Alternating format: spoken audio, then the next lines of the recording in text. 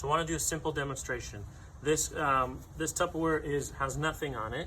This Tupperware has water, and we'll simulate that it could be sweat and something like that. And this obviously has the fake blood on it. When you do a head-to-toe assessment, you're looking to find the wound. So I want you to imagine these all pieces of cloth are maybe in an area, it's dark, and I need to find the bleed on the patient. Whether I'm a first responder or a civilian, doesn't matter, I'm searching, right?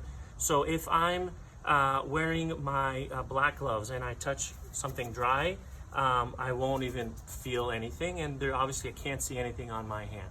If I do it with my clean glove, right, with the visible one, nothing as well. With this one, I might feel, it feels cold, so obviously I'll feel some fluid, and I can't tell really what's on my hand. Is it blood or is it water? I don't know.